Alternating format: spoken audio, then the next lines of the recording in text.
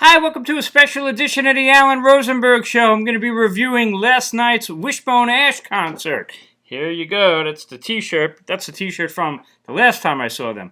Me and my wife will see Wishbone Ash every time they play my area, the Long Island area. And they have not been able to play, for whatever reason, Long Island in quite a while. Last night they were playing in Sellersville, Pennsylvania. No traffic, close to 3 hours for me. Traffic, just coming home a little while ago, 4 hours it took me to get home. But we decided to go for it, and the show was last night. We bought the tickets Saturday night, so last minute kind of thing. Went online, bought the tickets. The tickets were a bargain in today's world. I think they were like $55, $60 a ticket, and paid an extra $1.50 so I can get the actual tickets printed out. Because if you know me, I have a database. I have a collection of all my ticket stubs with the ads and all of that. So I wanted to get the ticket stubs. So there it is, $45 plus service charge. Really reasonable price at the Sellersville Theater in Sellersville, Pennsylvania. A really, really small town. Beautiful. Unbelievably beautiful theater. This is what it looks like there. It says Wishbone Ash right there, Sunday, November 9th. You can get an idea of who plays there and who's playing there upcoming. It's part of the Washington Hotel, which is the main hotel in that Sellersville. Let's see, like the whole town is like a block or two. It's really, really small. I'll show you some pictures, and then I will tell you the set list and all of that. I did buy a t-shirt last night, but that's the older t-shirt. I thought that was a nice looking shirt, and I bought a sticker for my bike, because I have a bike, if you know me. And there is the upcoming billboard that was outside of it. Again, Wishbone Ash playing right there. You probably can't see that. Let's keep going. That's what the theater looks like. It is a beautiful theater. I mean, magnificent. Get a little closer. Right there.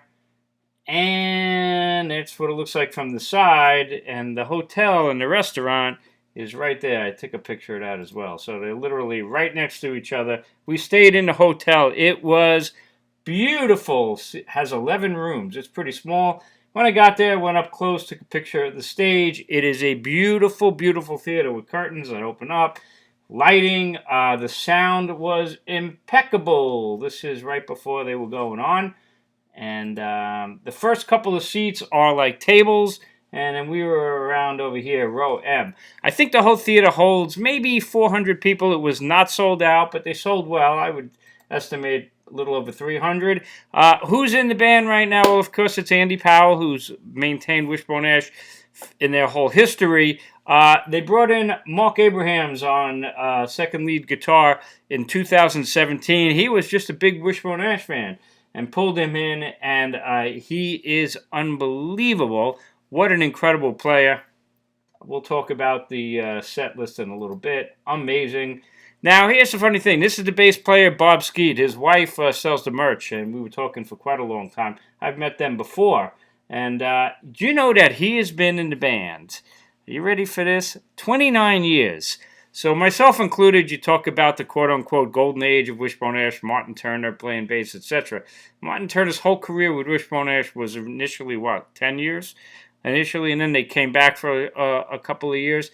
29 years Bob Skeet has been in the band. That's a hell of a run, right? Unbelievable. He does do backing vocals and plays a 5-string bass. He's incredible. There's Andy right there. They had nice lighting. There's Bob again and Andy. This was the logo of the new tour. I did not buy that particular t-shirt. There's a shot I took. The drummer now is Mike Truscott. He joined the band in like 2022. Does a great job, very powerful drummer.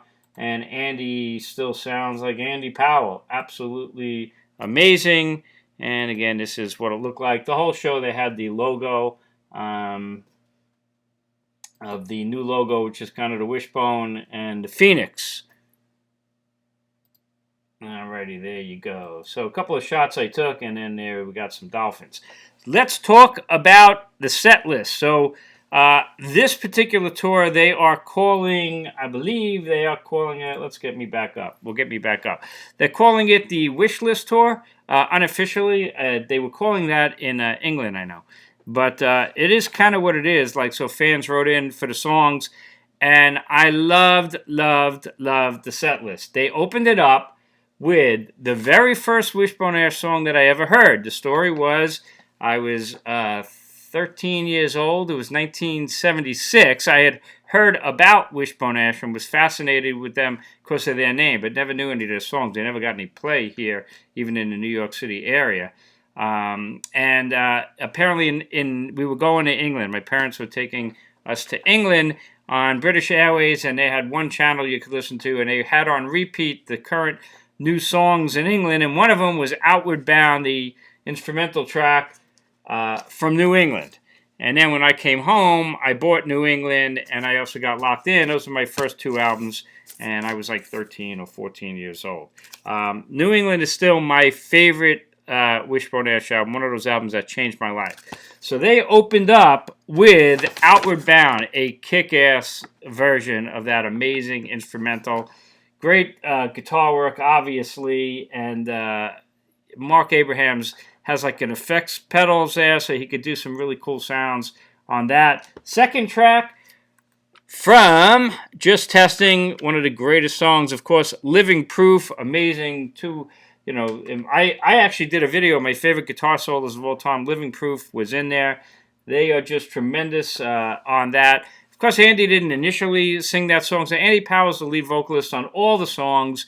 So, you know, as a huge Wishbone Ash fan, in my head, I could hear Martin singing Living Proof, but Andy does a fine job, and Bob Skeet, you know, kicks in on backgrounds to flesh out the sound. Living Proof, amazing.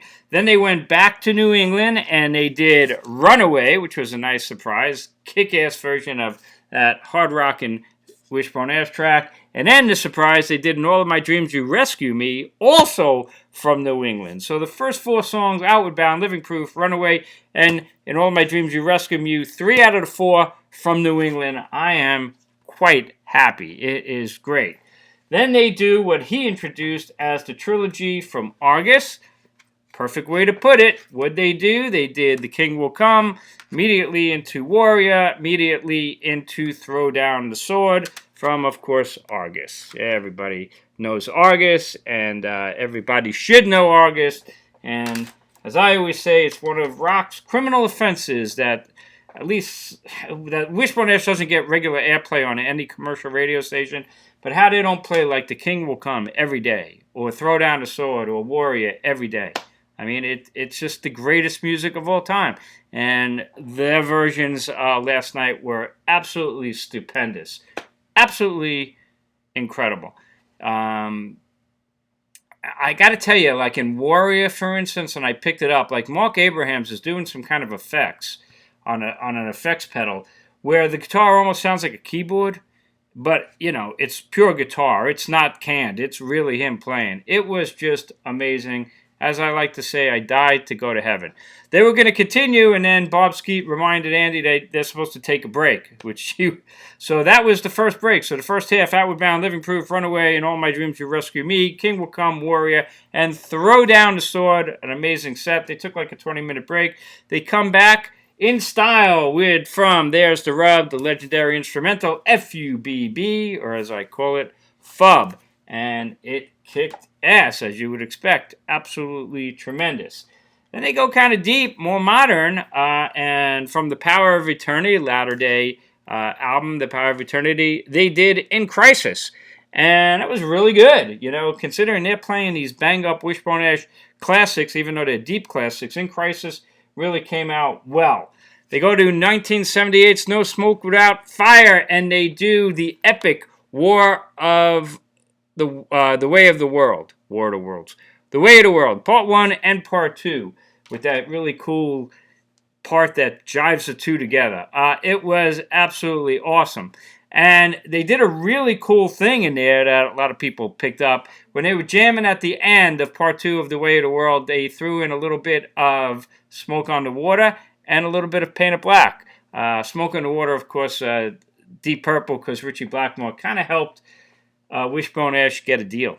They were opening up, I think, for Deep Purple at the time. So that was a really cool thing. Way of the World was great. They go to Pilgrimage for Jailbait, classic boogie track, and really fun. There was a gentleman at the very near the stage, and I'm 63, right? 63 I am. Or 62, gonna be 63. I was young in that crowd, me and my wife. There was a gentleman in the front. He was just bouncing around, going crazy. We were just smiling. He was just having the greatest time. We were like, I hope he doesn't break a hip. But it was just so wonderful because, there was maybe 350, 400 people there, but everybody was a big Wishbone Ash fan. So everybody was loving it. And it was just great. Then they go to the first album with the legendary Phoenix. And they extended it like they always do. I think it must have been close to 15 minutes long. But you know what? It was amazing. I love it. But, 15 minutes for my wife's a long time. But she totally dug it. And I got to say, they changed the arrangements a little bit. And again, Mark Abrahams, there was a part where they just kept getting quieter and quieter and quieter. And they're doing the guitar stuff, but it's so quiet you could hear like a mouse drop, a pin drop. And then they just exploded back into the Phoenix part. It's all real. It's all genuine. Such a pleasure to see a band of incredible musicians who really play. Yeah, sure, they have effects, but not fake effects. On Phoenix, to get that chorus kind of a sound on Andy Powell's vocals, they add a lot of reverb to it and echo to it. But it's really Andy singing. There's no canned vocals. And that's the way you do it. And it's a rare thing in music today. It's a rare thing in live classic rock today. All these bands are faking it, playing the tracks. Not Wishbone Ash. Fantastic version of Phoenix. And they go back to August for the legendary Blowin' Free. This was going to be their encores. But Andy was funny. He's like, we don't need to play the game. We'll just stand there and we'll do the encore right now. They did Blowin' Free, which of course was great. And then they ended it with a more modern track from Bonafide. And they did the instrumental piece, which ends this album and ended the concert really nicely. You leave just feeling so, so great. Again, great crowd, totally into it. The band is spectacular.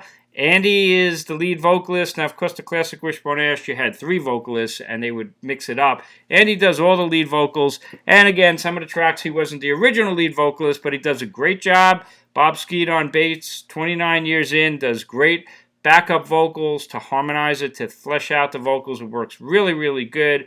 Again, Mark Abrahams is a superstar. This guy, that's what he looks like. I guess they are even issuing a Mark Abrahams signature guitar, and that was at the concert. And you know what? The guy deserves it, man. He is just an incredible player. Andy hasn't lost it at all. Bob Skeet is amazing on the 5-string bass.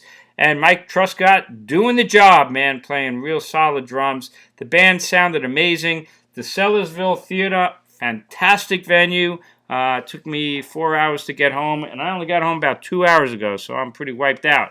But I wanted to do this video because it was that good. And then when I left, I went up to the stage, and I asked one of the roadie guys, I said, hey, can I have a set list? And he gave me one. That's what the set list is. That's from the actual stage right there.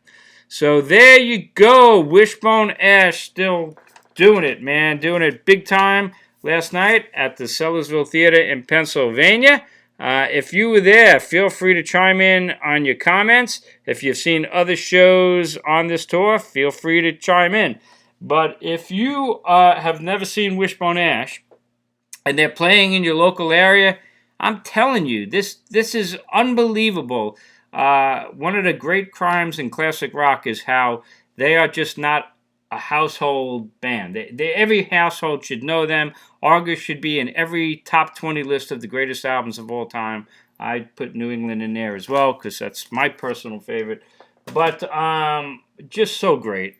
Great legacy.